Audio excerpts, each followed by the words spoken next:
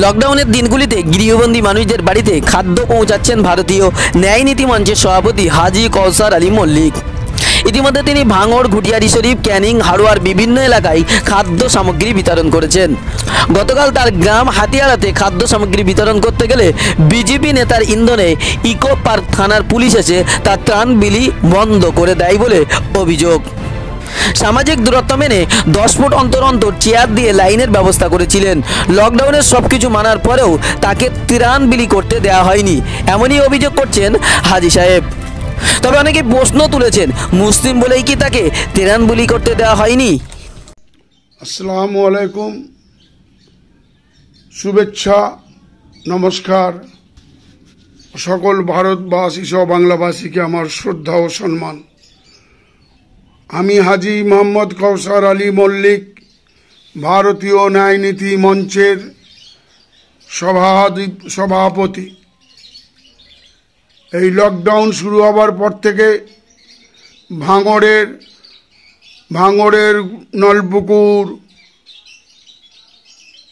আপনার ফুলবাড়ি, আপনার কাঁঠালিয়া, ভমরু, পদ্মপুকুর, হাড়োয়ার খোলাপোতা এবং বারাইপুরের হাড়দহ সহ বিভিন্ন অঞ্চলে আমি আমার ক্ষুদ্র সামর্থ্য নিয়ে, কারুর কাছ থেকে কোনো চাঁদা না তুলে, আমি আমার ইনকাম থেকে আমার ভারত মাতার সন্তানদের, আমার পিতৃতুল্য মাতৃতুল্য বাবা মা ভাইদের হাতে, মা বাবা মানুষের হাতে কিছু ত্রাণ উপহার দিয়েছি।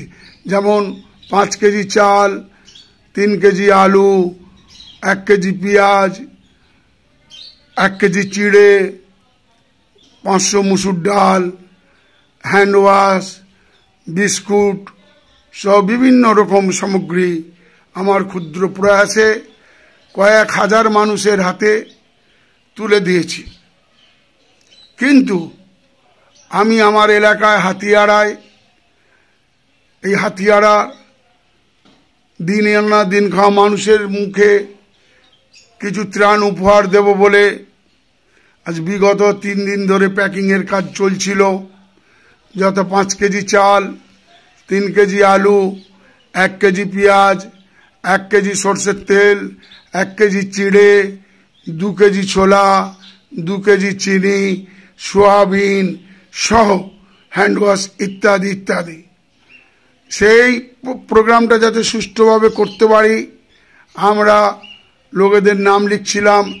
নাম লেখা হয়ে গেলে প্রত্যেকের বাড়িতে আমরা কুপন দিয়ে আসতাম এবং ডিস্ট্রিবিউশনের টাইম ও সময় দিয়ে দিতাম এবং এলাকার থানারও পারমিশন নিতাম।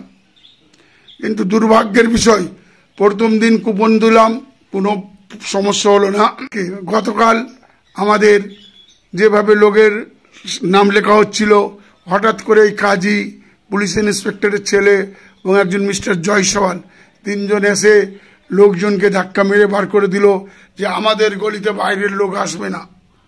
আমি বললাম, ভাই এটা তো সরকারি রাস্তা, এরা সোশ্যাল ডিস্টেন্স বজায় রেখে দাঁড়িয়েছে, এরা তো নাম লেখেছে, আপনাদের অসুবিধা কি?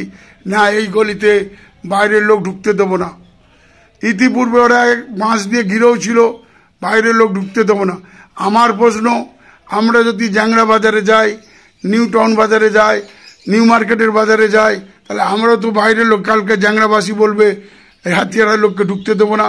এরা এখানে একটা বিভেদ, এখানে একটা বিভ্রান্ত, এখানে একটা সাম্প্রদায়িক দাঙ্গা এবং এখানে একটা নিজেদের মধ্যে যে সৌভ্রাতৃত্ব আছে সেটা নষ্ট করার প্রচেষ্টা চালাচ্ছে।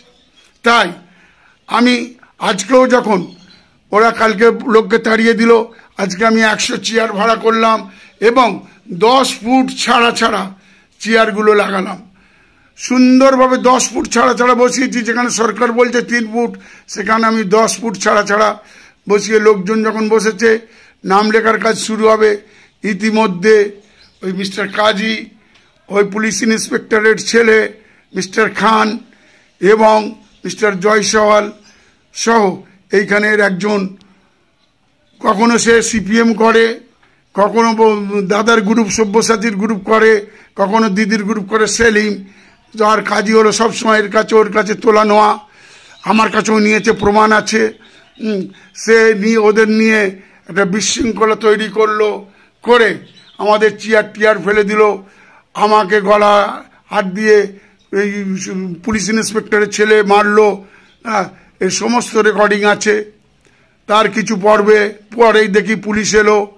পুলিশকে বললাম আপনি এসছেন দেখুন, we are as per guideline of central government and also our honorable state government, আমরা 3 ফুটের জায়গায় 10 ফুট ছাড়া চেয়ার দিয়েছি, এতে সমস্যা হবার নয়। আমরা আজকে টোকেন দিচ্ছি, দেওয়ার পরে আমরা নিশ্চয়ই থানায় জানাবো, ডিএমকে জানাবো, এডিএমকে জানাবো, যে সমস্ত জায়গায় এসডিওকে জানাবো, জানিয়ে যেদিন পারমিশন পাবো সেই দিনই আমার মা বাবা মানুষের হাতে এই খাদ্য সামগ্রী ভারতীয় ন্যায় নীতি মঞ্চের তরফ থেকে আমি হাজী মোহাম্মদ কাউসার আলী মল্লিক ও বিশিষ্ট বিদগ্ধজনের উপস্থিতিতে তুলে দিতাম বা দেব। কিন্তু দুঃখের বিষয়, আমার স্টকে এখনো 50 বস্তা আলুকে ওরা পচাচ্ছে, প্যাকিং করতে পারছি না। এখনো প্যাকিং করতে ওরা বাধা দিয়েছে। আমার পেঁয়াজ 15 বস্তা পড়ে রয়েছে, চিনিগুলোতে পিঁপড়ে ধরে যাচ্ছে। আমি প্রায় 5 লক্ষ টাকার মাল কিনেছি। আমি কোনো বেইমানি করে মাল কিনি না। আমি যে সব দোকান থেকে মাল কিনেছি তার রসিদ আছে, তার কাগজপত্র আছে, কিছু কিছু জিএসটি বিল আছে। দুঃখের বিষয়, এরা এখানে শান্তিপূর্ণ যে ব্যবস্থা আছে সেটাকে নষ্ট করতে চাইছে একটা বিভেদকামী শক্তিকে দিয়ে। আমি অলরেডি ইকোপার্ক থানাকে আমি অলরেডি মেসেজ করেছি। ওরা এসছিল, ওরা একটা ঘৃণ্য চক্রান্ত করার জন্য বিভিন্ন লোককে নিয়ে মাস পিটিশন করার চেষ্টা করছে আমার নামে বদনাম রটাবার জন্য। তাই আপনাদের কাছে আমার অনুরোধ, সঠিক পূর্ণাঙ্গ তদন্ত করা হোক, দোষীদের যথোপযুক্ত শাস্তি দেওয়া হোক। ইকোপার্কের থানার আইসি ভারপ্রাপ্ত অফিসার হাতে চুরি পরে বসে আছে, কোনো অ্যাকশন নিচ্ছে না। যেহেতু এখানে তৃণমূলের কিছু ছেলে, দিদির ছেলে অর্থাৎ কাকলি ঘোষ দস্তিদারের ছেলে ইনভলভ হয়েছে, কারণ তাদের কাজই হচ্ছে এর কাছে ওর কাছ থেকে বিভিন্নভাবে তোলা। আমাকে এসে হুমকিও দিল, বলে এক্ষুনি চাইলে আমরা এসে সব ভেঙে গুড়িয়ে দেবো। তাই আমার প্রশাসনের কাছে, অ্যাডমিনিস্ট্রেশনের কাছে, বিধাননগর পুলিশ কমিশনারের কাছে, ডাইরেক্টর জেনারেল অফ পুলিশের কাছে, হোম সেক্রেটারির কাছে এবং স্বরাষ্ট্রমন্ত্রী ও মাননীয় মুখ্যমন্ত্রী শ্রীমতী মা মাটি মানুষের নেত্রী, বাংলার মা, বাংলার দিদির কাছে আমার আবেদন, এই কুচক্রী, এই দালালদের আপনি ব্যবস্থা নিন। এরা এই হাতিয়ারের যে কি ক্ষতি করেছে আপনি যদি নিজে চোখে দেখেন, আপনার চোখ দিয়ে জল আসবে না, রক্ত বেরোবে। কিভাবে অন্যায় চালায়, কিভাবে অত্যাচার করে।